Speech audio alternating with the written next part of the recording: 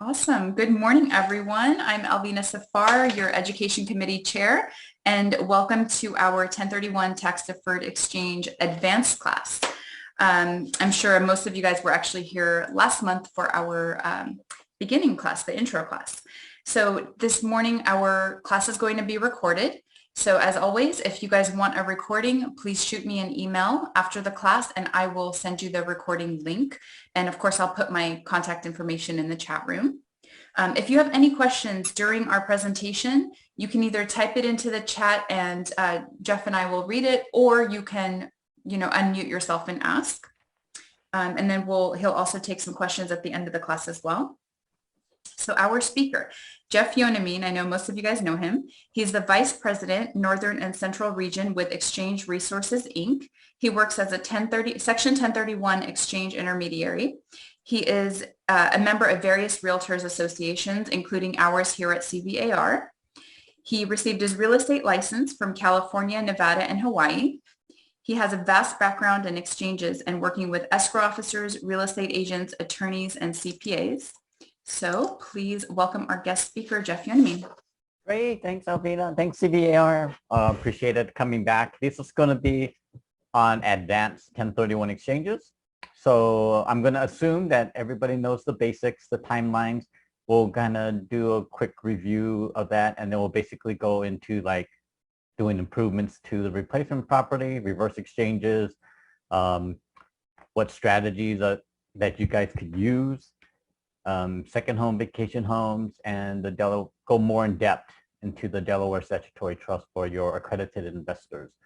So planning the exchange is very key for your sophisticated investors, because they want to know that when they're doing the exchange, they're going to be purchasing something. So they're already planning that with their CPA, their tax advisors, and making sure. The other thing is, if you're selling the single family rentals, make sure that the tenants are out before selling, because we're running into a lot of issues with the tenants pulling either the COVID card or saying that they're going to get out and they're not out. California has also said it's a 60-day notice and not a 30-day notice anymore. So those are the things that you want to be aware of, because they just don't happen that fast anymore. So it's to start planning with your clients to make sure that these things are happening. You're more, how would you say, seasoned agents that understand exchanges are doing concurrent escrows with the buying and the selling at the same time. So that's helping them find the properties, right, without waiting until the 45th day to identify something. So they're actually going into contract during the sale of the property they need to sell. So these are some of the issues that we're projecting out to the agents and to the clients with limited inventory right now. And a lot of people are trying to do like reverse exchanges. So the first strategy is that we had talked about concurrent closings or short escrows for the replacement property, making sure the tenants are out to get the property sold, and then planning your sale and purchase. So don't wait to look for the replacement properties. You can make offers while you're in escrow with contingencies, right, on the purchase. And we're seeing that help a lot of exchangers complete their exchanges. So they would come to you and they say, hey, I'm not going to list because I don't know where to go, right? So what you can say is, once we put it on the market, we get an offer, we open up escrow, we're going to start looking for your replacement property. And then we're with a short contingency is, once my property sells and closes, then they remove the contingency and then close shortly thereafter and make a concurrent purchase, right?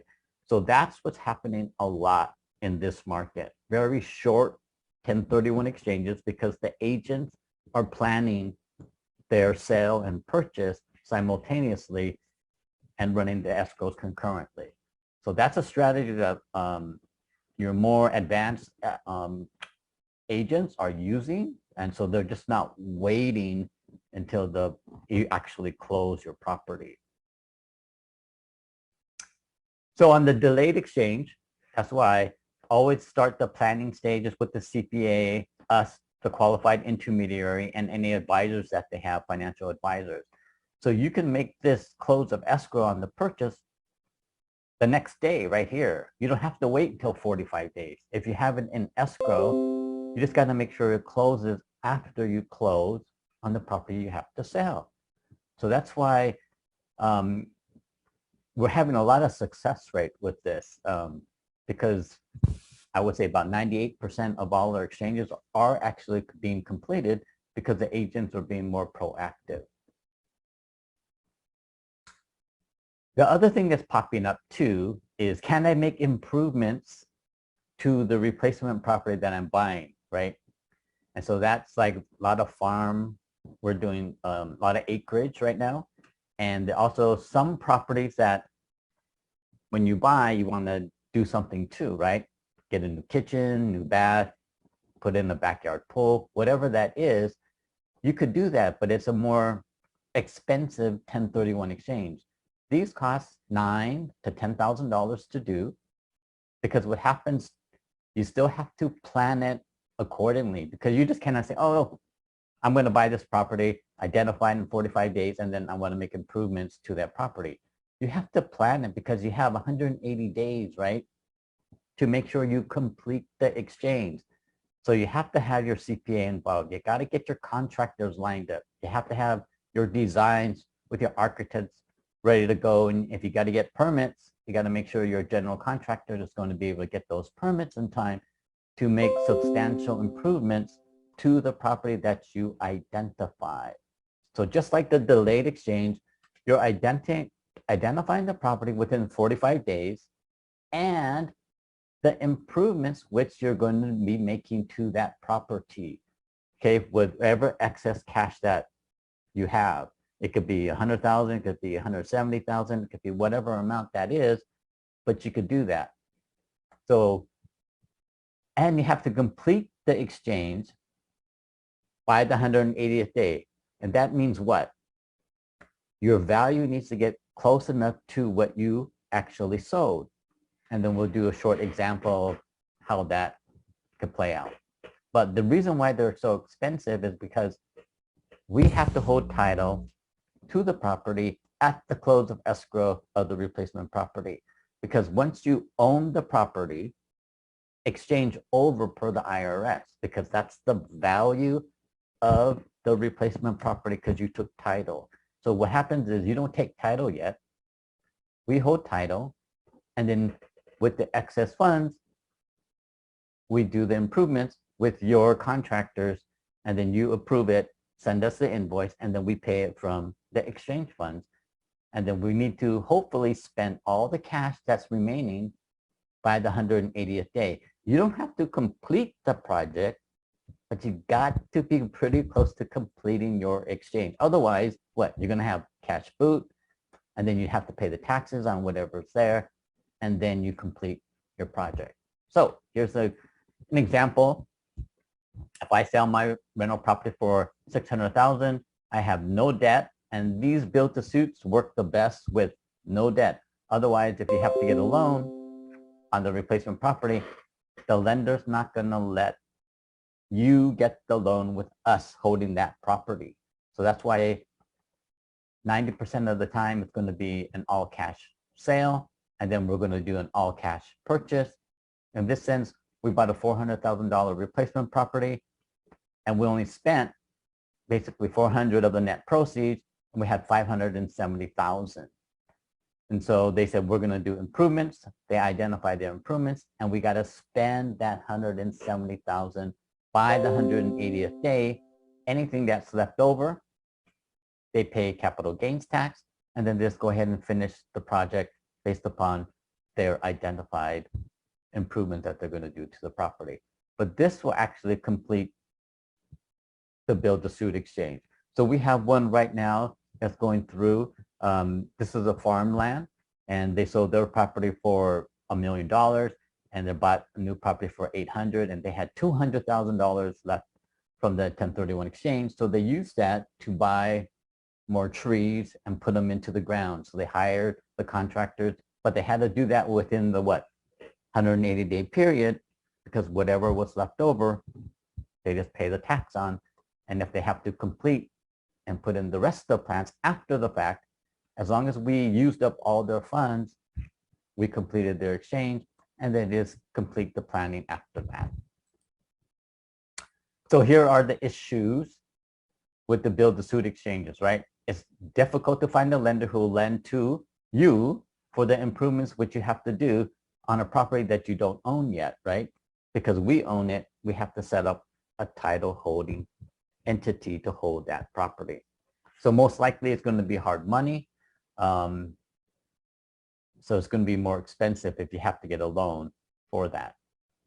The general contractor has to complete a sufficient amount of work in the 180-day time frame to make it very beneficial for you to do the build-to-suit exchange. Because if you have too much cash that they got to spend, then they might not be able to spend it all. We have one right now that has about $500,000 of extra cash that they got to spend during the 180 days, and they might not spend it all because of the time frame. So they may have some boots still left over. The other way to do it, which is a little bit more risky, is to do a straightforward exchange, right? And then in the contract, ask the seller to do certain repairs or improvements to the property.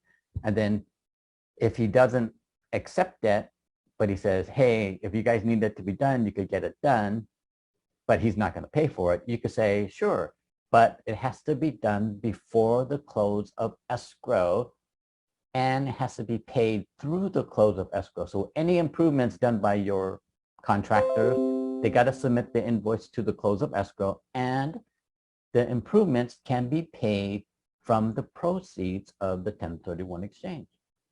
But that's risky because you're in escrow where the seller still owns the property. So if it falls out and you spent that money for those improvements, it's going to be taxable boot to you because that's money that's already spent, right, on those improvements.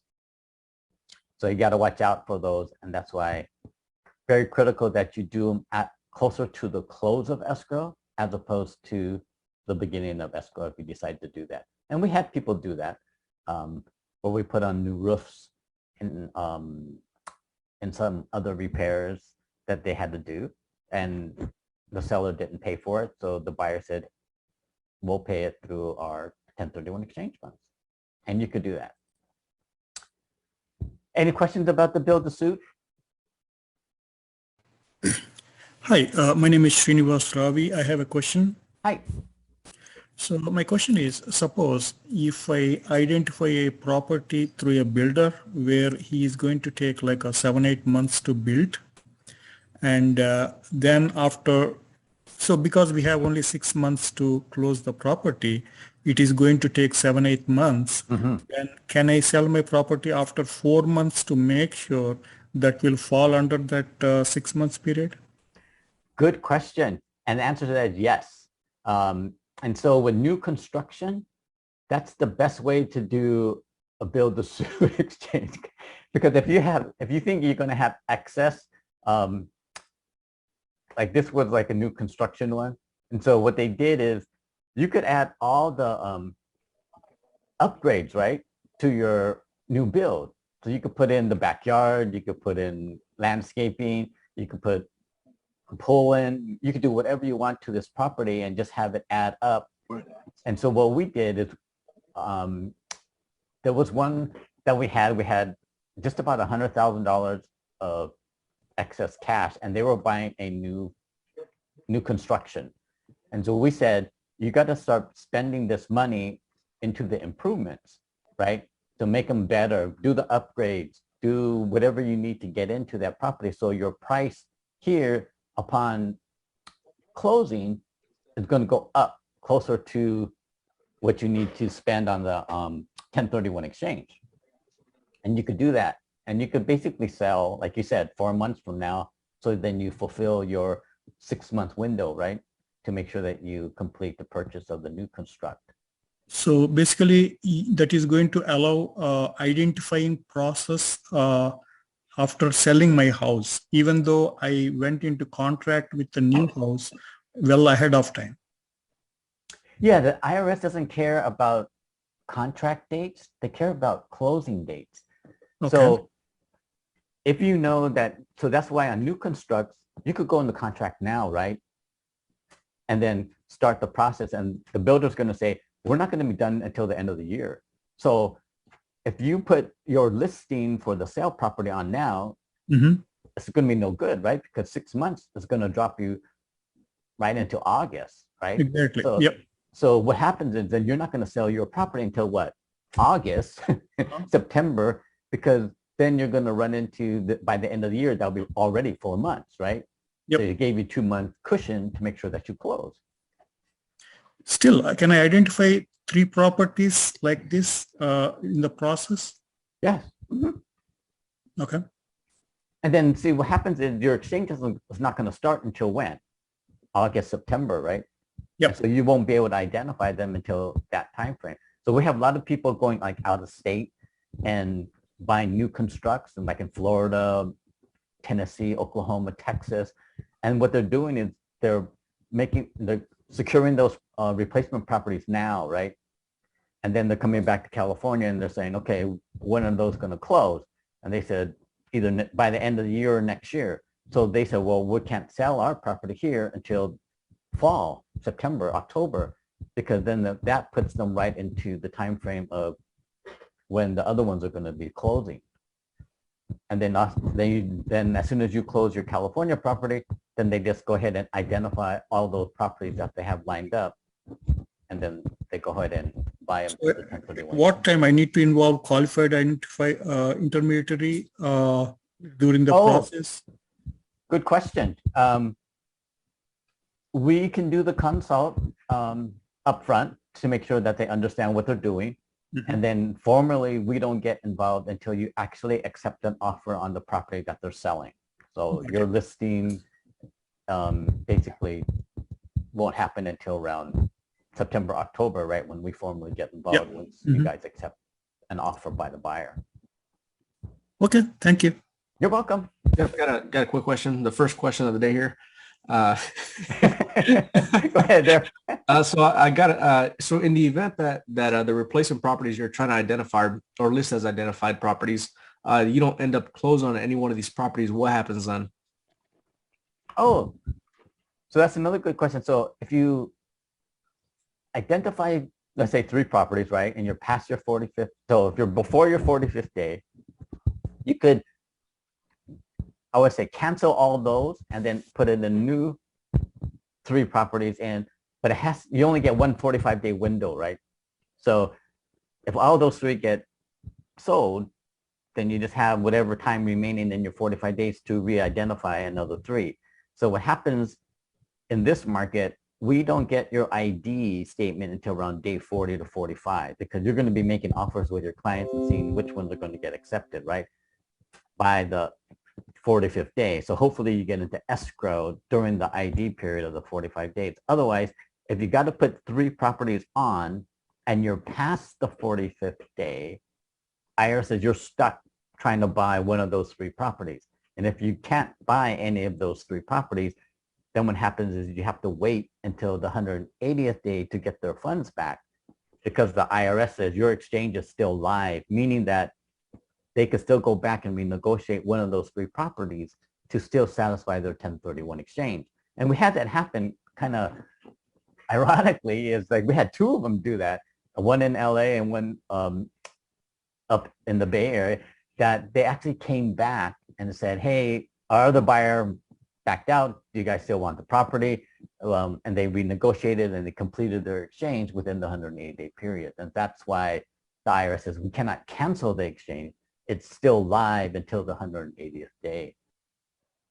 Would you have to pay any capital gains if you couldn't buy anything? Right. Yep. Okay.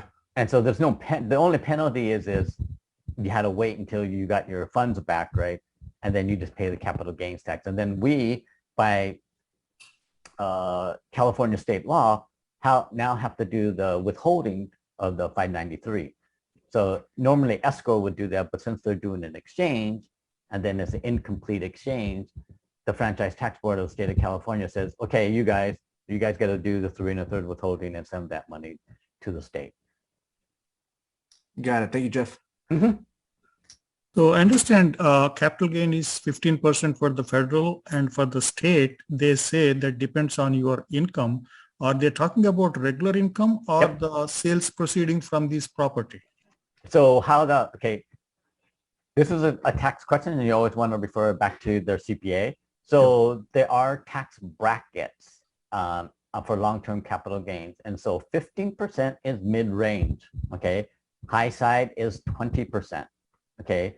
The proposal is right now on which I don't think they're going to get done this year.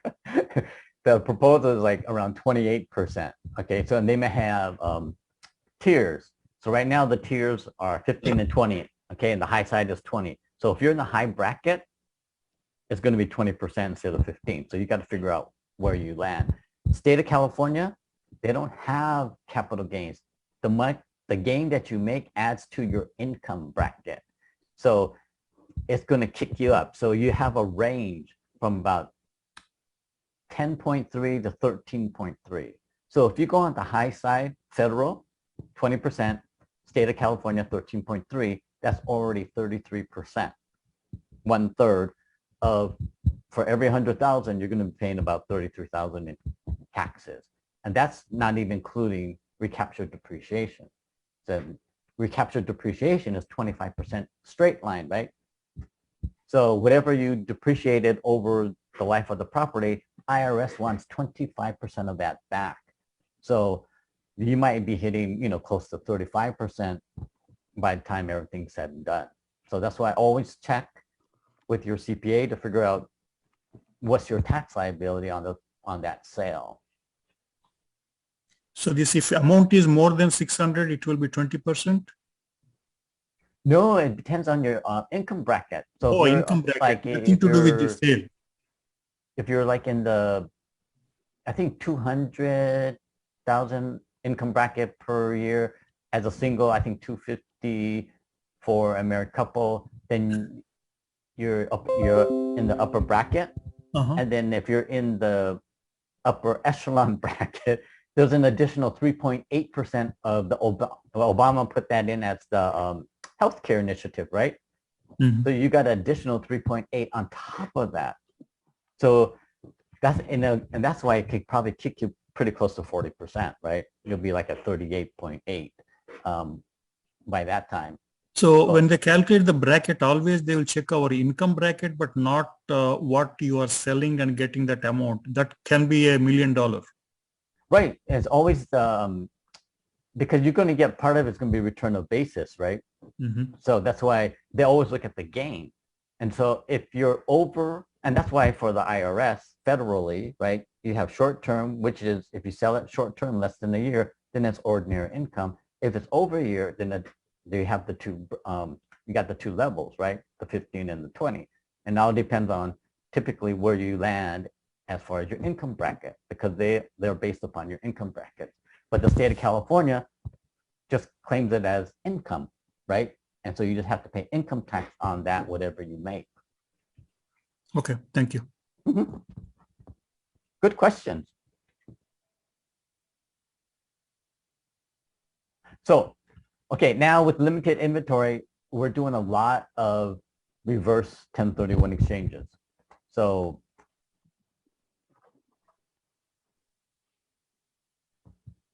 the IRS on a 1031, a reverse 1031 exchange, the IRS says you cannot own both properties at the same time. So therefore, you have to let the exchange company hold title to one of the properties, because otherwise it's not a 1031 exchange to the IRS.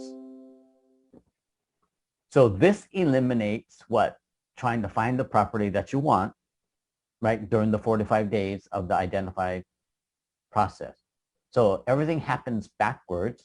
So if you have somebody that, oh, and by the way, these are very expensive too. These run from $8,000 to $9,000 to do it backwards.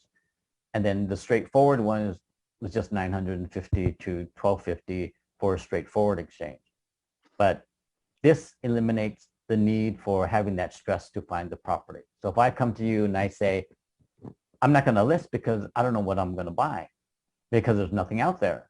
then you could say, have you ever considered doing a reverse exchange? And you say, well, what's a reverse exchange? Well, you buy first and then you sell. I know I can sell your property. The question is what?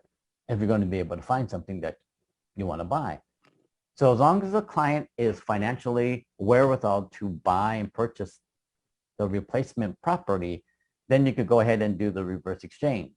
And there's two ways of doing it.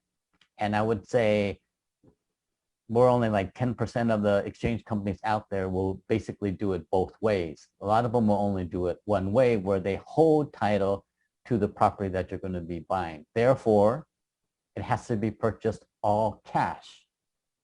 So they got to go get that cash from somewhere else, take an equity line on their primary residence to buy the property, and then basically bring that money in.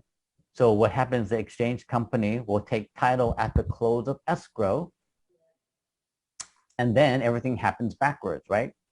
You have 45 days to identify up to 3 properties that they want to sell. And then they got to make sure that they sell 1, 2, or 3 or all properties within the 180 days, so we could pay them back what they brought in to make the purchase. So that's the kicker, right? It's a short-term loan to themselves is what they're doing to buy this property, to complete the 1031 exchange, because they're selling another property. Option A is basically when you're getting a loan to make this purchase. And this is where I would say a majority of all the exchange companies won't do it this way. We have actually found Umpqua Bank down in Modesto and throughout California that actually will do this type of reverse 1031 exchange. And so we structure it, basically, we don't hold title. So you put in your minimum 30%, you get your loan for 70% LTV, and 2 weeks before closing, we take title to the property that you're going to be selling. So once they close, right, they get that property, and then it must have a no prepayment penalty on it, because what happens upon the sale, it goes back, we pay them back, they're 30% down, and then we pay down the loan, and we're going to be putting in about a couple $100,000 to pay down this loan at the close of escrow. So that's why a lot of lenders won't do it, because they have like a 60-day prepayment penalty on the loans that typically you get. So Umpqua Bank is the only one that would allow it to happen, and they understand that. And so we say, if you want to do that type of exchange with financing, use Umpqua Bank. And we have done about 5 or 6 with the Modesto team. Very good. And they have done them out of state too. So we did stuff to Idaho, and because they cover all Western states. So that makes it easier for us.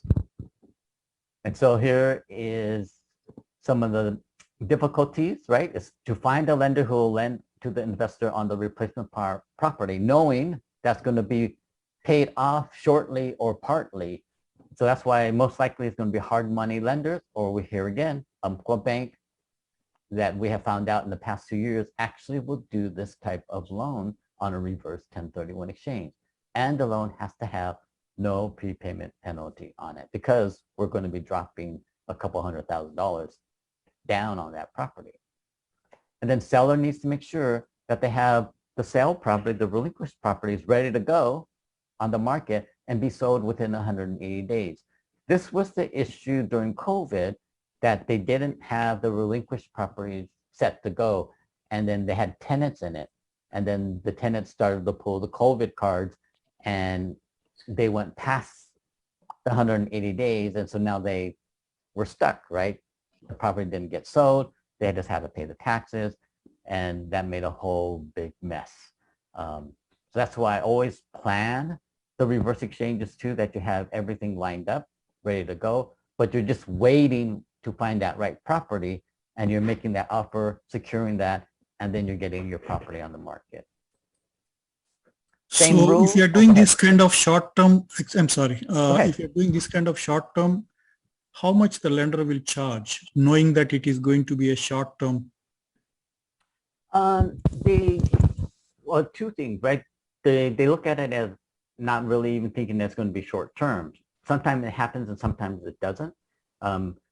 Because sometimes the amount that we pay down is still not enough, but the balance is going to be chopped like in half, right? So they're still going to charge regular, it's like a regular loan. It's a regular investment loan. So it might be like a couple points. And if you want to bundle it into the loan, you could do that too. Hi, I had a question as well. Sure, go ahead. So say if I had a client that was already in contract on selling a property and you mentioned they may want to do a 1031 exchange, is it too late for them? Good question. So, and this is because I think what the internet says. Is the internet, because people, I get this question a lot. It goes, hey, my exchange is started because I accepted an offer, right? And that's what the internet says. And that's not true.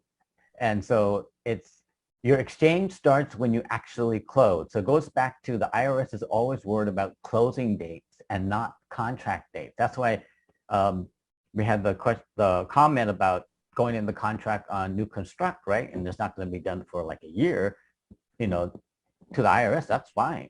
It doesn't matter. You just, when is it going to close? By December, right? So you're not going to close your property until October, because if you close it now, your clock starts from today, right? Now. And that's why it's always upon closing. So your client may still opt to do a 1031 exchange. We would have to get like the contract, the escrow company, the prelim to get the documents into escrow before closing so they could sign it before closing. And then the escrow has to set up the closing statement per the 1031 exchange. It's going to show exchange resources for the benefit of your client to do the 1031 exchange. And so escrow will then wire us the funds instead of the client the funds. And that signifies to the IRS that they're doing a 1031 exchange. Okay, thank you. You're welcome. Good questions. So on the reverse exchange, same rules apply, right? You have 3 property rule. You can identify up to 3 properties that you're going to be selling, or you could do 4 or more as long as the what? Total value of the properties you're identifying does not exceed twice the value of what you're buying. And these, everything happens in reverse. So that's why just doing a straight 400 to 400 reverse exchange, I would have to put my 30% down, my 120. My new loan would be 280 to make that purchase of 400. But upon the sale, the net proceeds here, right? I get my money back first. So whatever money I put down, I get my 120 grand back. And that's why the excess remaining balance of 100,000 has to go pay down this $280,000 loan that I got. So now the balance is going to be 180, which is greater than or equal to what was paid off. And this is where UMCA says they don't mind, okay, because you're still going to have a loan with them because some of the money is going to go back to the investor for putting that money down, and the remainder is going to go pay down the loan. And so they understand that and they're okay with that. And so we keep on using them on the reverse exchanges. Okay. And sometimes these get paid off because then we have, let's say, no debt here. We have all cash. This loan's going to get paid off somehow. And they're okay with that too. So that's why I would say use Umpqua. They're just like a regular bank. And they do regular loans and they do investor loans. Any questions about the reverse exchange? It's a tool. I would say use it as a tool to help you talk to your clients that are looking to do a 1031 exchange and they're kind of scared because there's nothing out there. Tell them that's an option, but it's a very expensive option and you get the property that is going to complete your 1031 exchange. Because if you tell them you could sell it, the reverse exchange might be the option to do. And it's an expense, so they could take it as a tax deduction against the sale of the property. Quick question. Mhm. When would you use a reverse exchange? Like in what scenario? What would be like a prime example?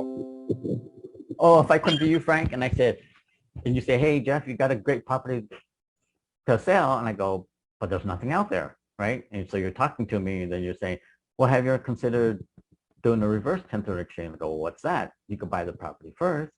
It's more expensive. It's going to cost $8,000 to $9,000 to do, but let's go find the property, right? So what you're doing is, if you have limited inventory right now, which a lot of the investors are telling us, is go find the property first, make the offer, get it accepted. You're still doing a 1031 exchange, but there's no contingency on you selling your property, because I have the financial wherewithal to go ahead and complete that purchase, and then I would either have all cash, right, to make that purchase, or I'm going to put 30% down and buy it. And then I know, Frank, you're going to be able to sell my property and then close within 30 days once we get it on the market. And then what happens, I get paid back first because I found the property that I want. And then the remainder goes down to pay the balance on the new loan, right? And that comes down. So what happens is it takes out the stress of finding the replacement property in this type market, right? So what you're doing is you're going shopping first. Now, the positive side to kind of doing that, if you sell their sale property quicker than expected, right, you could then flip it to a straightforward, right? So what we do is, if you go into contract and we say, okay, we're going to wait, until about midway through escrow to see where you are with the listing. And if the listing goes on at the same time and you get an offer quicker, and then you could say, hey, if I close the listing tomorrow, can you close the replacement property the next day? Yes, we could do that. So we know that's happening, and which we basically have done that, is if you sell first and you close, then we could make the purchase on the replacement property the next day and close it out instead of doing the reverse exchange. Gotcha. Okay. So Okay, that's why cool. timing, and I would say communication with us, and we can make it happen. So that's why if you tell us what you want to do, then we can coordinate everything with escrows and everything to make it happen. Hey, Jeff, one more quick question. Yes. Suppose my client purchased a property today and he closed, and later 1 month he decided, okay, I want to do this 1031 exchange. In that case, is it possible? No, because IRS says once you close without that property being interdependent upon whatever other property that's going to be part of the exchange, you cannot go back. So once you purchase it, it already has closed. You won't be able to throw it into a 1031 exchange unless they sell it, right? And then try to do a straightforward 1031 exchange.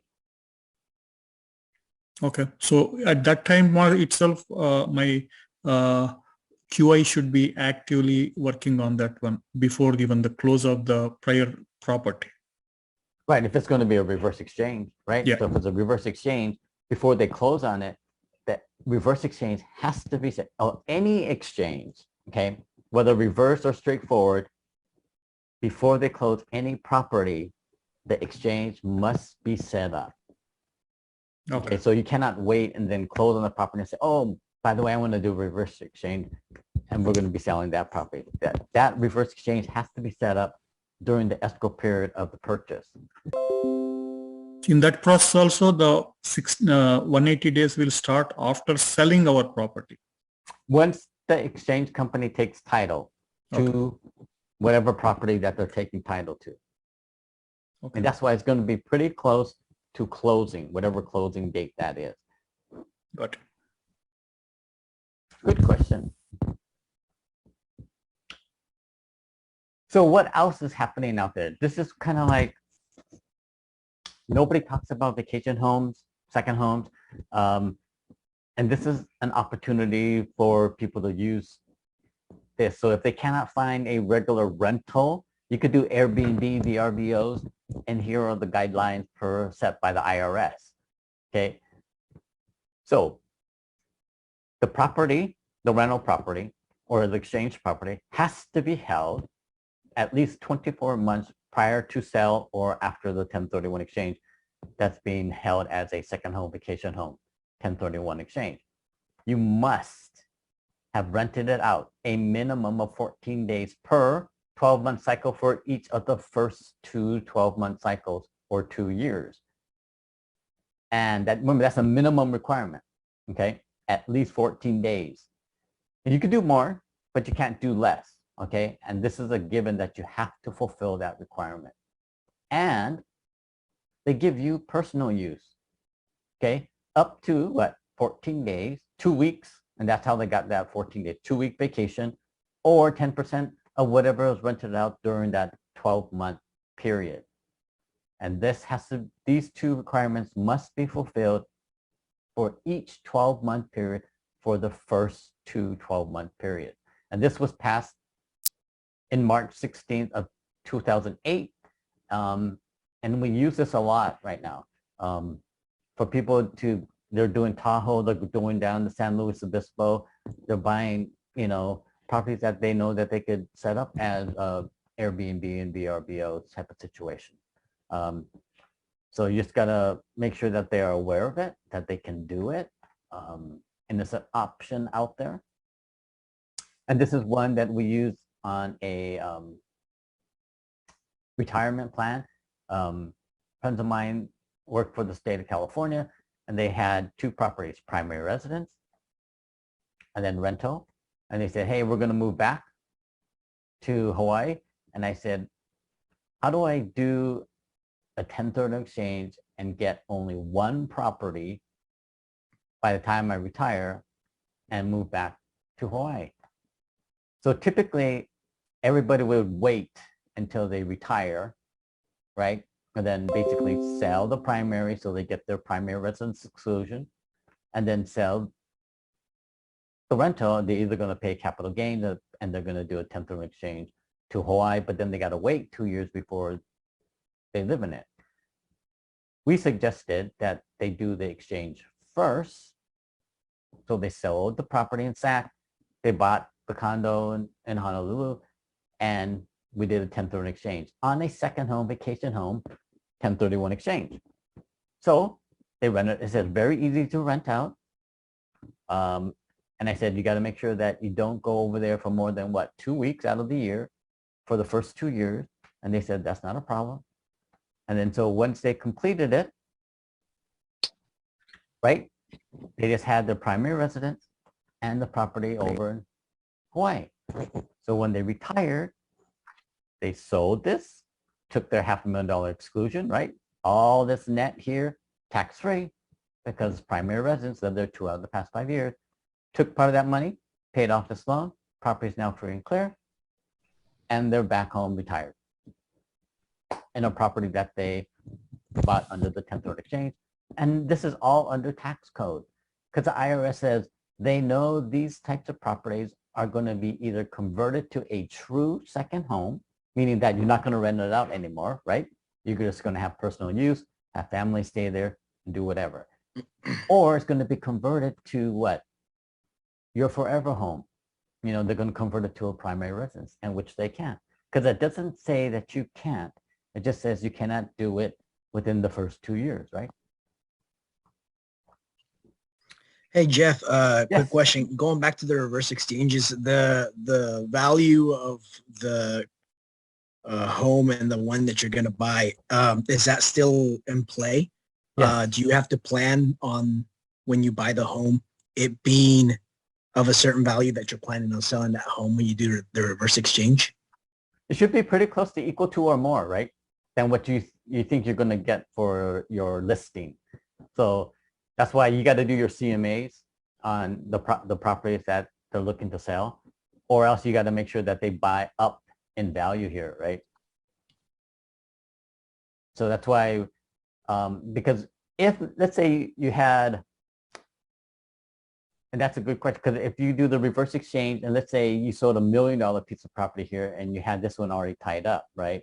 And you said, oh, okay. So then you can buy this property all cash, right? And close out the reverse exchange. And you go, well, what happens with the other 600,000? The other 6,000, then you can opt to do a straightforward exchange. And so what you just did is a hybrid exchange, right? You did a reverse exchange to buy this property. Now, if you want to not pay any capital gains tax on the other remaining 600,000, you would have to do the straightforward exchange on that 600,000. And you can do And that would mean like not going over on the sale of your current home on the reverse exchange, huh? So even if the market goes up, you would be limited to selling that particular home at no more than a certain cost in order to keep that exchange valid, right? No, you can sell it as high as you want, right? So if you go over what you bought, that's fine. They can either just pay the taxes on the difference, right? Or they could try to do a straightforward exchange for that difference and then not pay any capital gains tax. So you're not restricted as far as how much you could list it for. The question is going to be is, are they willing to pay the tax difference, right? Or are they going to opt to do a straightforward exchange and have you buy them another piece of property? Okay, gotcha.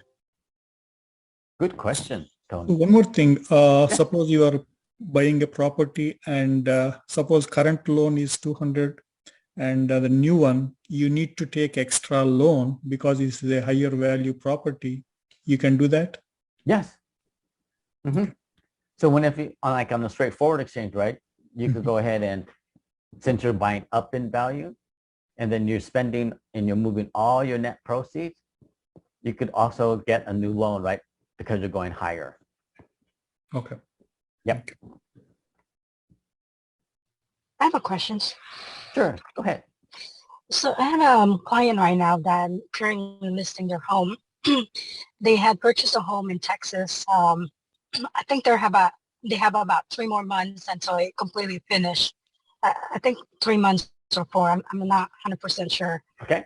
And I listed their home 2 weeks ago, and just yesterday he texted me saying, "Hey, by the way, I forgot to tell you that we're doing a 1031 exchange." So I'm like, okay. And after listening to all this, what would you do in this scenario right now? Oh, I would say sell that property quick because they can still do a 1031 exchange. So, you know, Okay. so get that listing going.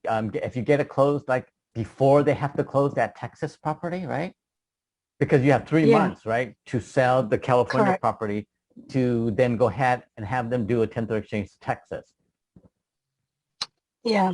But if you go past it, then they would have to opt to the reverse exchange, right? Okay.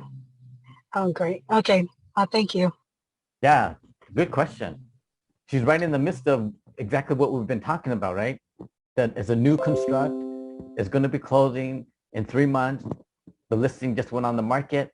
So her job is to sell that property and then make sure that they could do a 1031 exchange. Now, if she doesn't sell it within the 3 month period, then they would have to say, well, do we want to do a reverse exchange for that Texas property, right? So then they would have to determine which property that the exchange company is going to hold, you know, for the reverse exchange at that time. So they could still do either or in this position. But I would try to do the straightforward as much as possible. Okay. All right. Thank you. Thank you. Good situations. So any questions about the second homes and how you can use it? It's a good tool. If you have boomers that are looking to retire and move out of state, you can do that too. Just remember when you go out of state, you know, California has the new clawback, Assembly Bill 92, which you got to fill out the form, the California tax form, the 3840, the year in which you do the exchange, and every year thereafter until you die or sell the property and pay California their capital gains tax that left the state. So just make sure that your clients that go out of state are aware of that. And it's your CPA and tax professional's job to make sure that they file it. We're seeing a lot of people forget. So just be aware of that. Delaware Statutory Trust. So this is out there for your accredited investors that have $1 million net worth or more, excluding their primary residence. These are fractional interests, institutional grade properties in which your clients can complete their 1030 exchange into these. They look like REITs, but they're not REITs. They are sponsored by, they're basically closed-end funds with properties in them, and then investors, once they're completed, they're closed, and then they have certain time frames.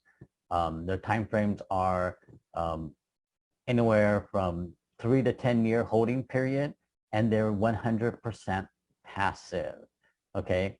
And that's why they're only for accredited investors, $1 million net worth minus the primary residence, or 200,000 income for a single, or 300 for a married couple filing joint for the past 3 years. These are governed by the Securities and Exchange Commission and the IRS. So these are not sold by realtors. It's sold by licensees for the Securities and Exchange Commission, and you must have a certain license to sell these. So they cannot pay referral fees, and vice versa. They're not realtors, so they cannot accept, referral fees from us.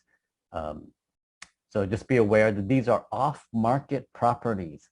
So they're not on the general MLS. You have to talk to a specific securities person to get these types of properties.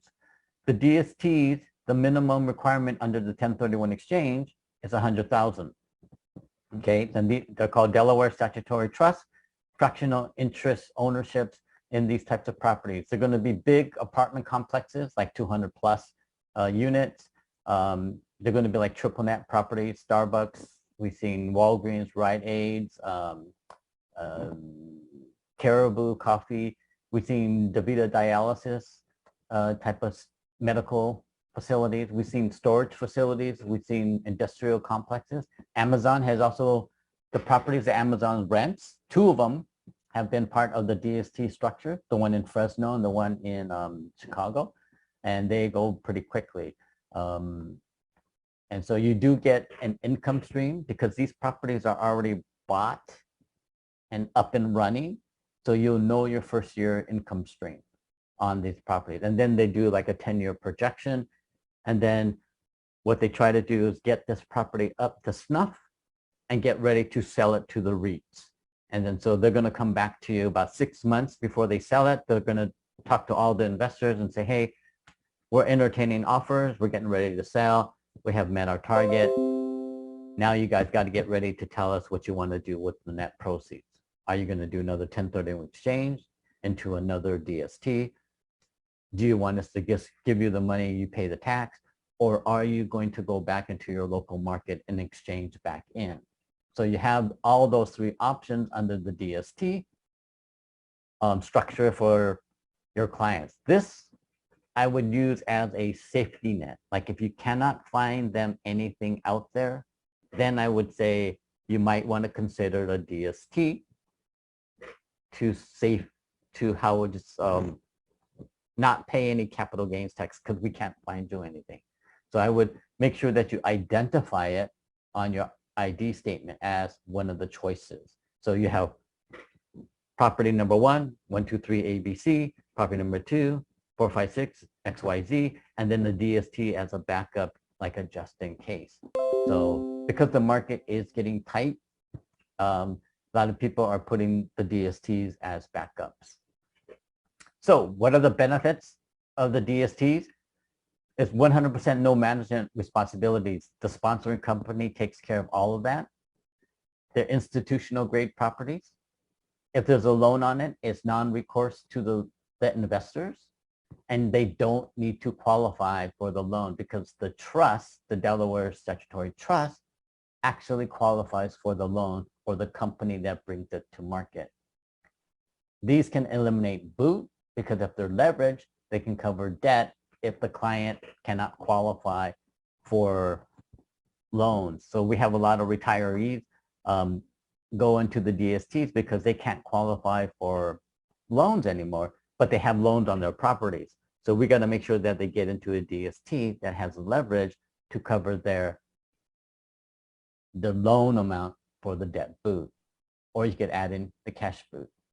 You could put, and that's why I identified these up as backups on your ID form, like put it on number 3 line. You could use it to diversify your portfolio because it's 100,000 minimum. So that if you have a $500,000 piece of property, no debt, you could do 5 of these, right? And diversify into different types of sectors. You could do storage facility, apartments, you could do industrial. So you have all of these different things you can do. And the DST is also inheritable. So because it's your interest, just like real estate, that portion of it is inheritable to your heirs. Okay, what are the cons? It's still real estate, it has a risk. So when we had the pandemic, that's why the student housing, the office, the retail, they went dark. And so they had to suspend all their distributions out to the investors because no income was coming in. So you got to also evaluate what sector you're going in and what are the risks. You have no control over the property. So you can't leverage against it. You can't sell it. It's non-liquid. There's no secondary market to sell. But if you have to sell, you have to go back to the sponsoring company, Inland, Canton Fitzgerald, whoever that is. And then you have to say, you know, do you guys want to buy it back? I got to get out for whatever reason. If they say, well, we're not going to buy it, then you would have to offer it back out to all the investors. And if nobody buys it, you got to go back to your securities rep and say, hey, do you have any accredited investors that want to buy out my position? And you may have to sell it at a discount. And if you sell it at a discount, then basically you could do that, but you're going to have to pay some taxes on that discount, right? And then you can exchange out or pay your taxes on the capital gains. That's why you must wait until the sponsor sells to get your proceeds that you stuck into it. And then if you diversified, like we did in the first one, we did 5, it's going to be really hard to bring them all back together, right? Back to that $500,000 position because they're all going to sell at different times. Jeff, quick question. So this should be a part of identification during 45 days? Not really. There's only if the client has to save their exchange, right? Mm-hmm. Let's say you can't find anything within the 45-day period and you're coming to get, you know, up to that deadline, right? Then I would say you could identify property 1 and 2 and then maybe put a DST as property number 3 just in case they cannot find or cannot buy property 1 and 2, right? Suppose if I did 3 identified properties on 180th day, I decide, can I do that? It has to be by the 45th day. So you still not, gotta make, okay. It should happen between 45 days only. right.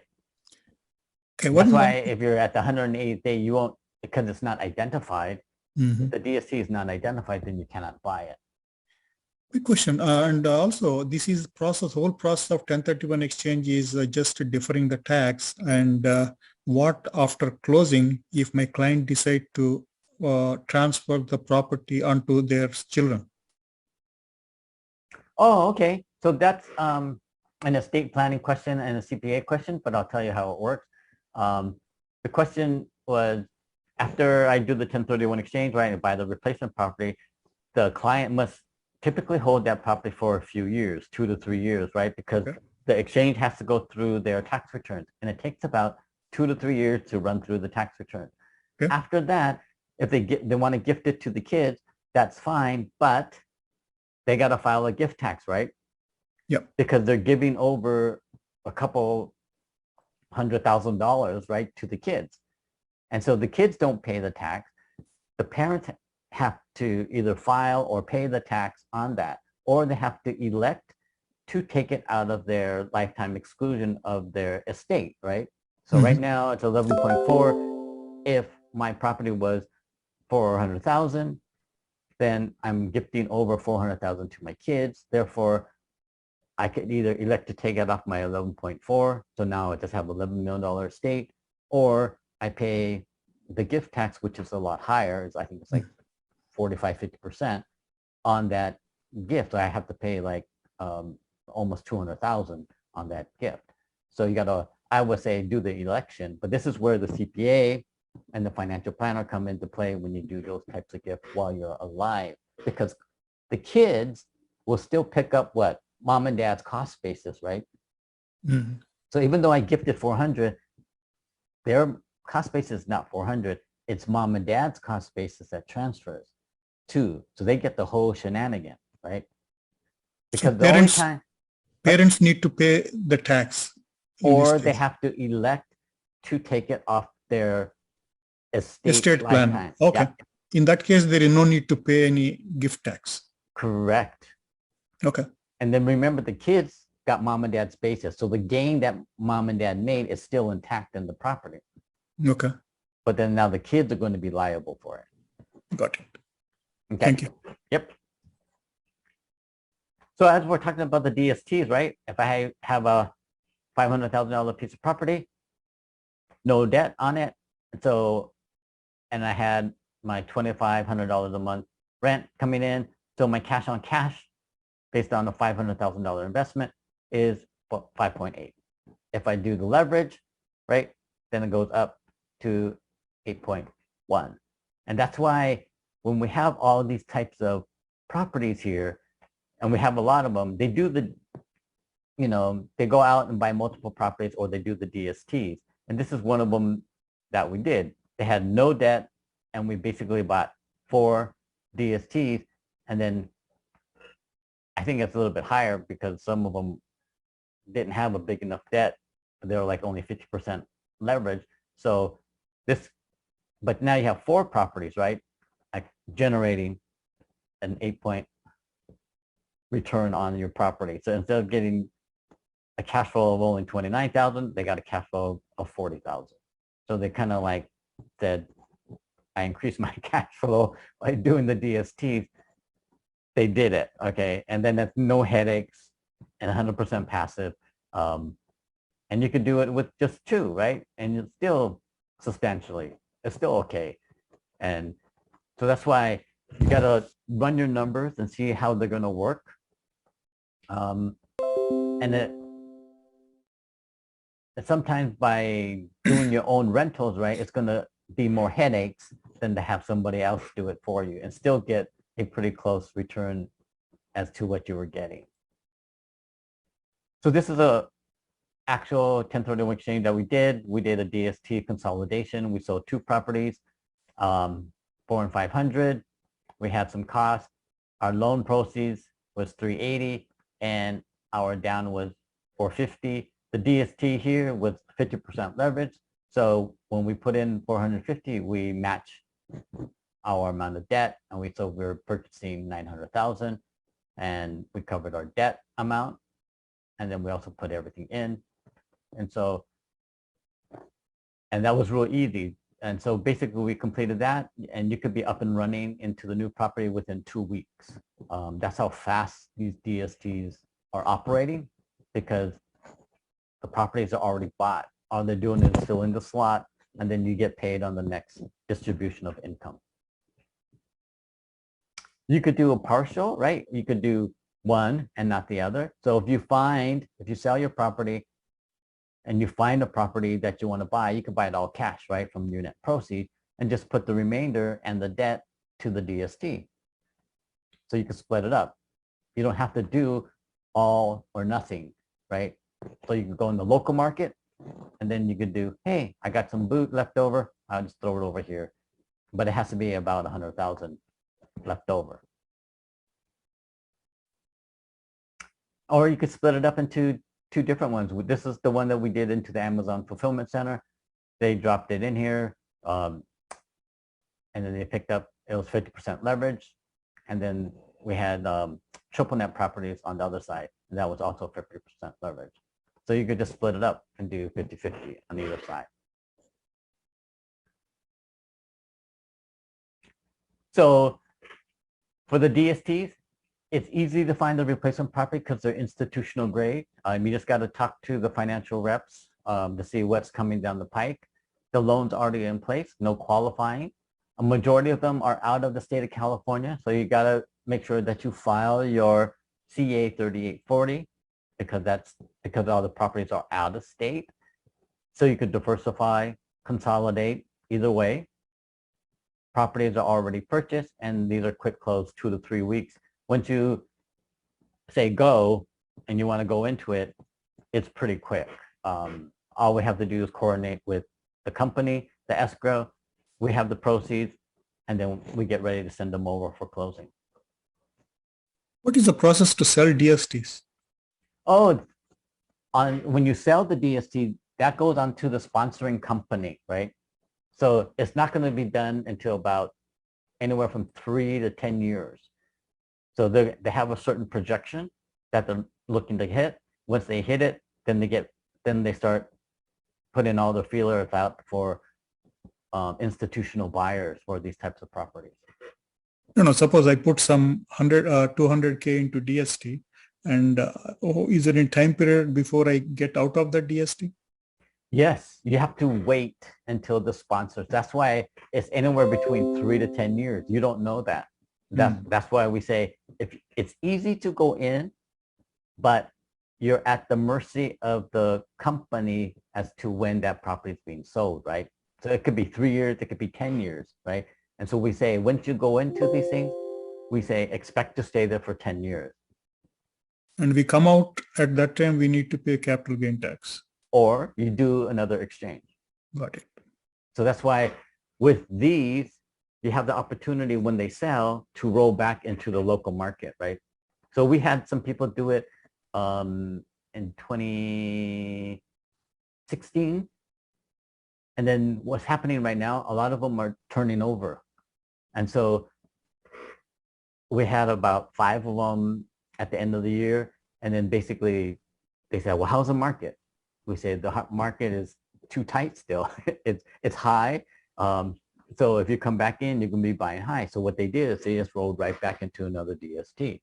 So they said, hey, let's 1031 exchange back in. So they just 1030 exchange back in. And so they're going to wait again until they sell out again to find out where the market is again to see if they want to come back into the local market. So is it possible for you to check like what is your real value day by day? On the property? DST, on the DST? You could call the sponsoring company because they give an annual thing for your taxes. So they'll kind of give you a, because on some of the ones that I have seen, they give you annual reports. Okay. So we talked a little bit about on the reverse exchange that you could do hybrids, right? So this is for multiple property 1031 exchanges. So like in the example where we're selling 2 properties, the exchange starts when the first property closes. So basically, if you're selling one property for 500 and they want to sell a secondary property for 6, and they say, hey, we want to put it into one big property, the issues are making sure that both of these properties close within like a 30-day window of one another. And hopefully none of them fall out of escrow, right? Because if you're also to make that purchase, you got to make sure that both these properties close. So in this situation here, property number 1 is going to basically fall out of escrow. But property number 2 was strong enough that we still had 400 down, and it was going to go ahead and purchase the replacement property. So it was 400 down. We got the new loan for 700, and we purchased it for 1.1. But they still wanted property number 2, even though it fell out of escrow, to still be part of it. And what you would have to do is set up property number 2, property, this one that fell out of escrow, sell 1, as a reverse exchange. So we have to backdoor this property into the replacement property, but it has to be set up before we close on the replacement property. So before we close, we set up the reverse exchange to take on 500,000 of this property, and therefore we would hold title to this property, the one that they're going to be selling, because on the commercial property, they were getting a $700,000 loan.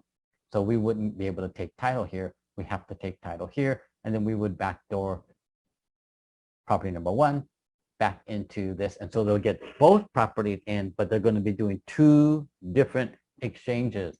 So that's why you got to make sure that they're aware of it. And that's going to be 8,000 to 9,000 on the first, and then 950 to about 1,250 straight forward. So they got two different fees, and because there's two different exchanges. So that's why on the secondary one, we have to hold title to this property, and then we reverse backdoor it in. Once that property sells, right? All the net proceeds here have to pay down the principal balance of the loan.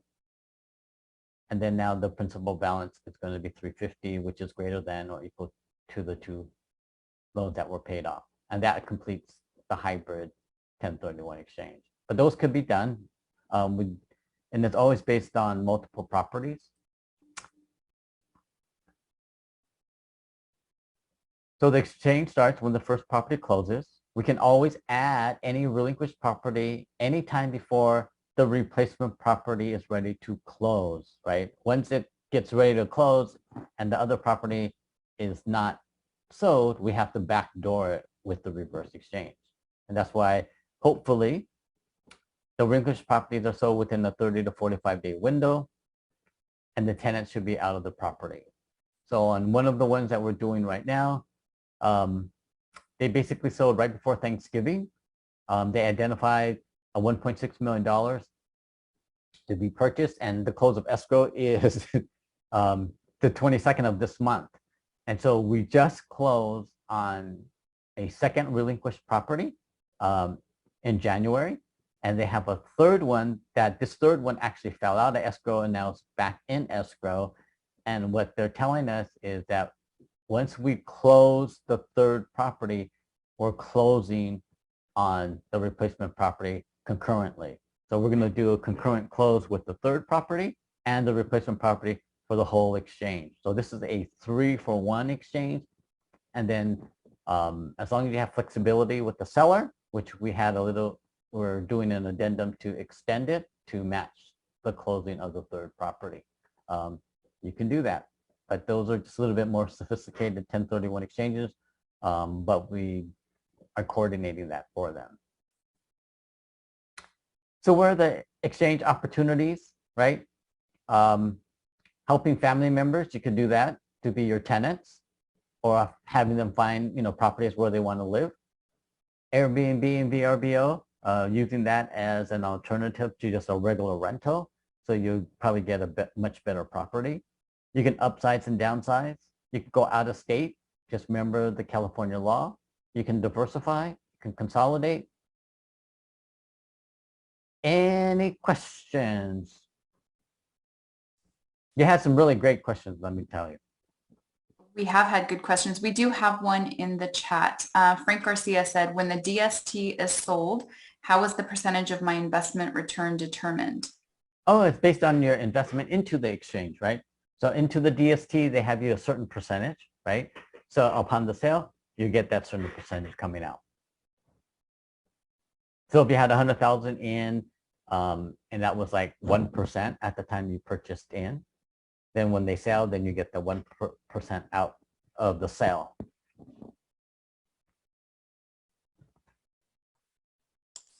Are there any more questions, guys? Feel free to unmute yourselves and ask. And I will put Jeff's contact information in the chat room again. So if you guys do have a client that's interested or unsure, you guys have any questions, contact Jeff. Oh, and I'm always available to CBAR's realtors and affiliates for one-on-ones, conference calls. And if you need help structuring the deals, feel free to reach out to me and I'll help you, solidify the listing so you get the listing, and then also help them find the replacement property. Feel free to reach out and use us as your back office to help you. Thank you, Jeff. I'm actually going to be reaching out to you, but I'm waiting for some equity to pull in. As soon as that's done, you should be expecting a call from me. Okay, great, Derek. Awesome. Thank you so much, Jeff. You always bring such valuable information to our agents. We appreciate you. Oh, you're welcome. Thank you. Well, I guess we're about done here. So thanks, everybody. Have an awesome day. And I'll be sending out the recording later today. Thank you, Alvina. Thanks.